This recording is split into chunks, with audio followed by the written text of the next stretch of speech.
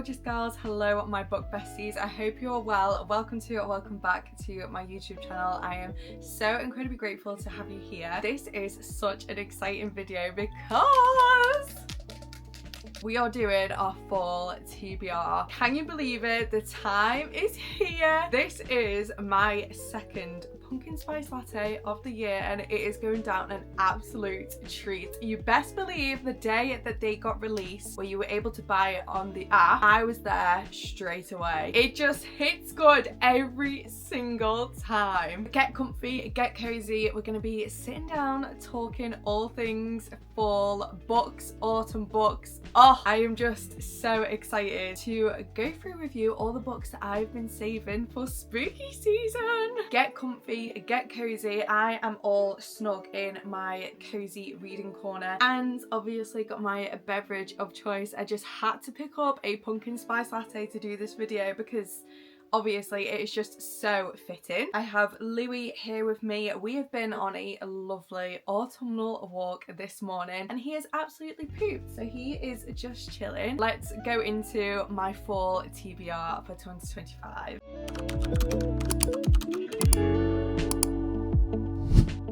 So I'll just bring up the list on my phone. Honestly, just looking at all of these books, oh, it makes me so excited. But we're gonna start off strong because I knew as soon as this book came out, I was 110% gonna be saving it for autumn time. And that is Enchantra by Kaylee Smith. Oh my days, Phantasma. Phantasma had me in a chokehold. I love that book so much. For a standalone as well. Oh my days. It is by far probably the most atmospheric book that I have read. Blackwell as well. Do not get me started on that man. Oh my days. You have not read Phantasma yet, then you definitely need to add it onto your fall TBR. It is all the spooky vibes. The main female character is a necromancer and she goes into these deadly trials called Phantasma. There's ghouls, there's ghosts, there's monsters, just everything is jam-packed in this book and it is perfect for a spooky season. So if you've not read that yet, 110% add that onto your TBR for fall. So best believe as soon as Enchantra came out, I was 110% going to be saving that for fall. As far as I'm aware, these books are interconnected standalones, but with Enchantra, I think it still has the sort of deadly trials element to it, but it follows Ophelia's sister. So Ophelia is the main female character in Phantasma, and the second book follows her sister Genevieve, and I just can't wait to dive into this book. From what I could tell from reading Phantasma, the sister is I just loved her character so much. She was just really bubbly, really just outspoken, and I cannot wait to dive into this. I have seen so many people saying that they actually prefer Enchantra to Phantasma, but yes, of course, I just had to add Enchantra to my list. I have it bought, it is on my bookshelf, and it is ready to go. Okay, so the second book that is on my TBR for autumn, I already have this bought and I'm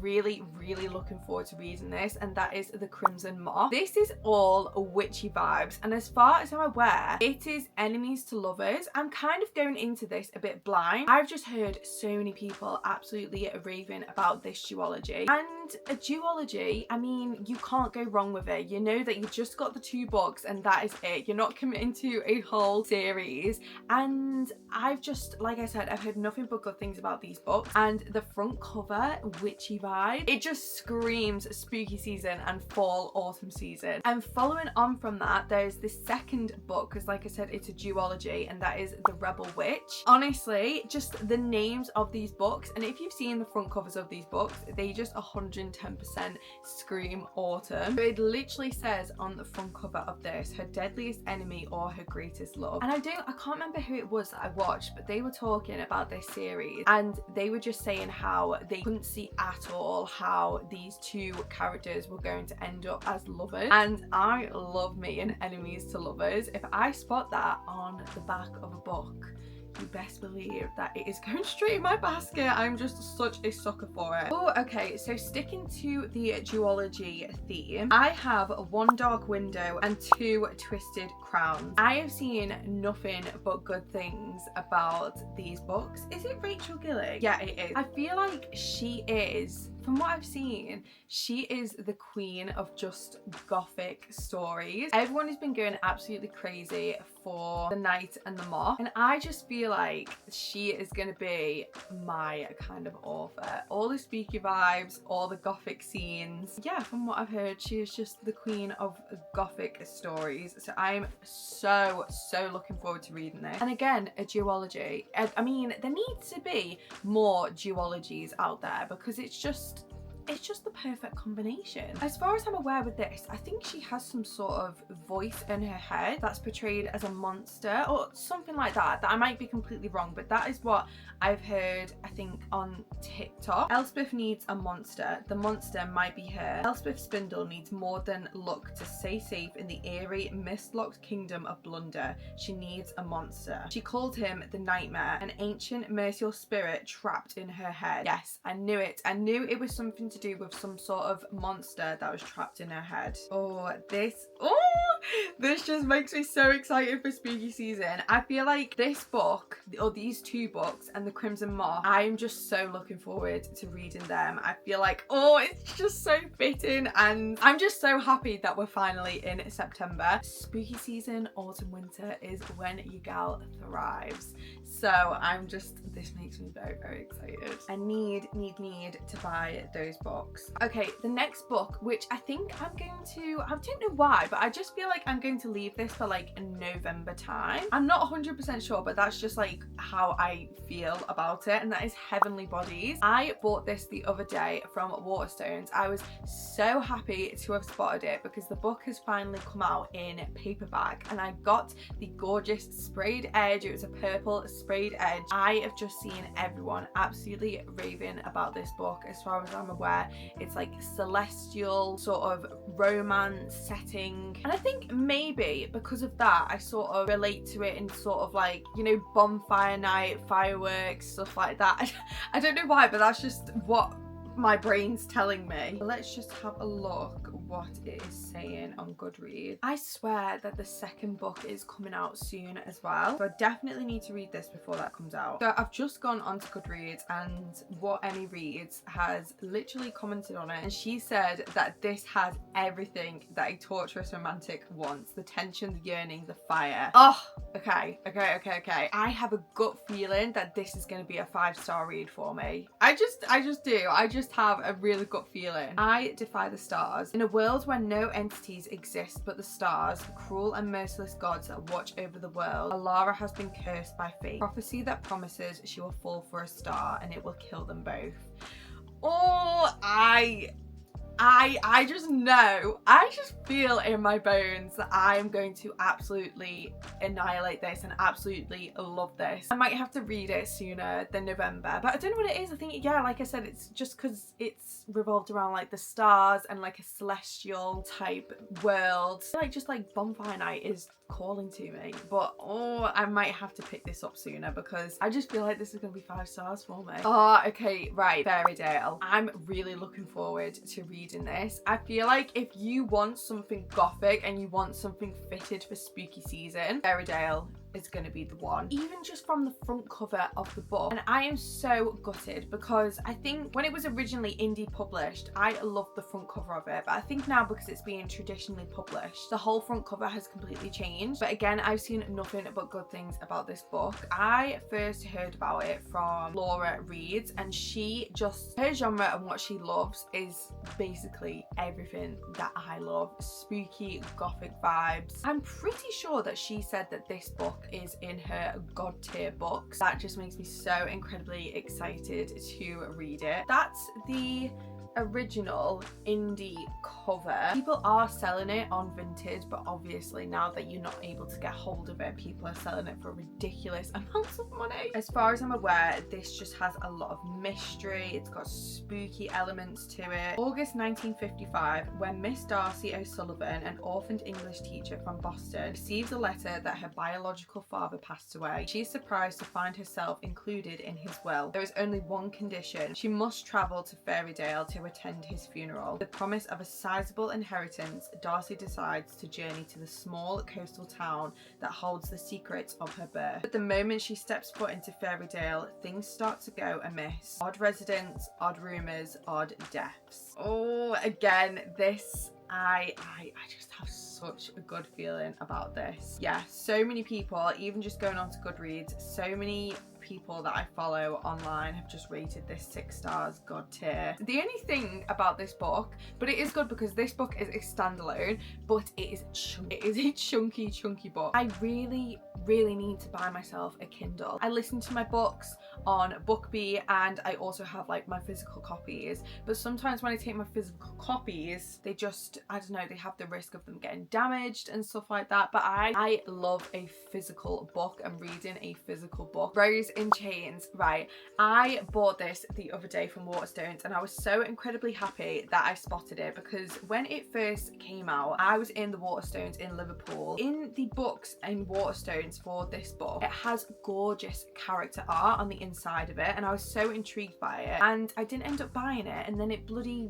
sold out everywhere. But then the other day when I went into the Waterstones in Chester, they had barely any, and I grabbed it straight away, and I was like, you're coming home with me. I've heard nothing but good things about this book. I'm pretty sure it's enemies to lovers, which I think we're all well aware now that enemies to lovers is just, it is just the best trope ever. But when it is like true enemies to lovers, like if you've read The Serpent and the Wings of Night, oh my days, the way you go back into with the characters, oh, I love those books so much. But a true enemies to lovers, oh, I'm just, yeah, I'm here for it. Your next romantasy obsession, right? Screaming, crying, throwing up.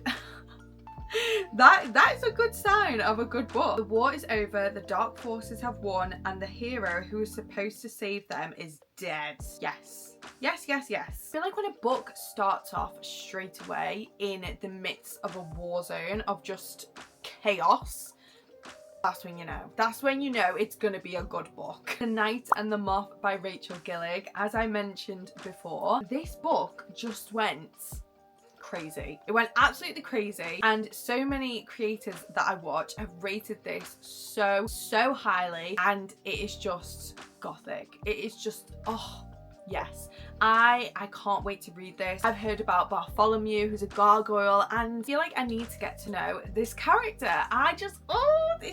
It just sounds so cute, and I just need to know it. As far as I'm aware, he calls everyone Bartholomew, and that is just the cutest thing in the entire world, and I need to know more about him. Am I just reading this because I want to know more about him?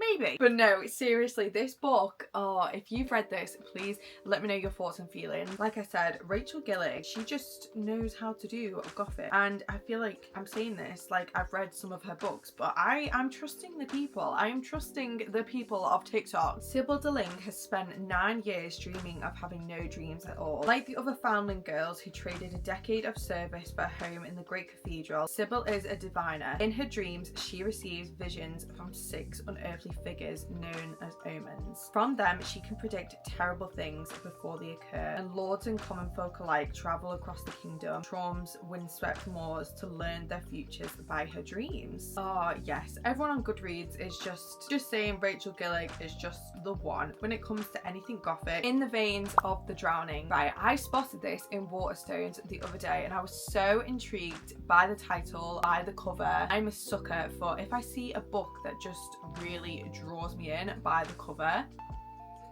I'm sold. I'm just sold. I have not read anything yet that has a sort of underwater setting, and I am a sucker for anything like sirens, mermaids, like give it to me, give it to me. And I don't own any books that have this sort of setting, so as soon as I saw this, and I think it was on the book of the week in Waterstones, and I think that's what attracted me to it, but it just sounded so good. And since buying it, I've actually seen so many people talk about it, which just solidifies my choices. I can just remember reading the back of this and just being so incredibly intrigued by it. And Rachel Gillig actually had something to say, you know, like they have the quote from authors that have read the book, and Rachel Gillig was on it, and I think that's pretty much what solidified and sold me to it. Imogen Nell is in hiding from a cruel kingdom that believes sirens are monstrous, blood-hungry creatures, hiding from a king and his captain who viciously hunt her kind, hiding from her own alluring abilities. By keeping herself from the sea, Imogen's bloodlust is dulled and her black wings remain hidden beneath her skin. When a neighbouring king comes to visit, Imogen can no longer hide. He knows precisely what she is, and he believes that she can save both their kingdoms from an ever greater monster. Oh, so it looks like it's got a lot of tempting love. It's forbidden love. Oh, I just feel like this is going to be a good one. I've got a good feeling about this one. Hunting Adeline.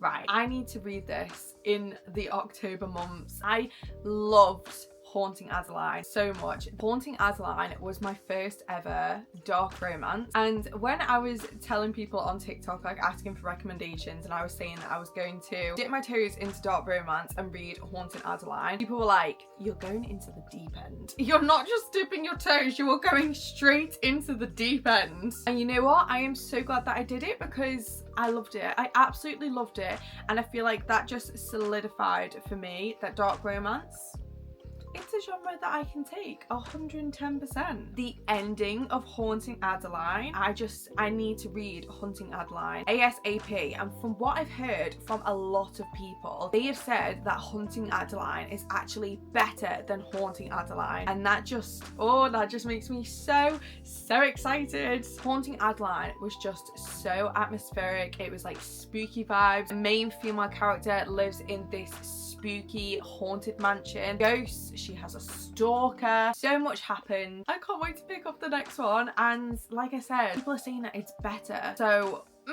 I'm very intrigued. It could be a 5-star for me. It actually could be, because I rated Haunting Adeline 4.5 stars, so we shall see. But if you want to, like I said, go straight into the deep end in terms of dark romance, and you feel like a stalker romance with mystery, there's murder mystery, there's elements of ghosts, there's the stalker, there is so much that is unpacked in this book. 110% read the trigger warnings, because yeah, there's a lot of questionable things that happen in this book, but I'd highly recommend it. I loved it. Okay, gals, so the last book that I have on my full TBR list is A Dowry of Blood. I am a sucker for anything with vampires, and I'm actually surprised. I think this is the only book on here that actually has vampires in it. I can't wait for this. I found this in a charity shop the other day, and you best believe I grabbed it straight away, and it is just very fitting for the spooky season. Tell you what book I read recently that is vampires. Bury Our Bones in the Midnight Soil. Oh, if you have not read that book, you need to add that onto your autumn fall TBR list ASAP. That book is just, I think about that book so much. It gives you all the feels. It gives you all the friggin' feels. The way that you were transported back in time as well. Oh, it is written beautifully, and everyone just needs to go read it, okay? But yeah, sucker for vampires and A Dowry of Blood is going on my list. Darkly seductive tale of Dracula's first bride. Oh, it just makes me so excited for Halloween and spooky season, and oh, yes. Saved from the brink of death by a mysterious stranger. I can't say her name. I cannot say her name. Constanta. I can't. I think it's probably my British accent. Constanta? Oh, I don't know. Is transformed from a medieval peasant into a bride fit for an undying king. But bonds forged by blood can only be broken by death.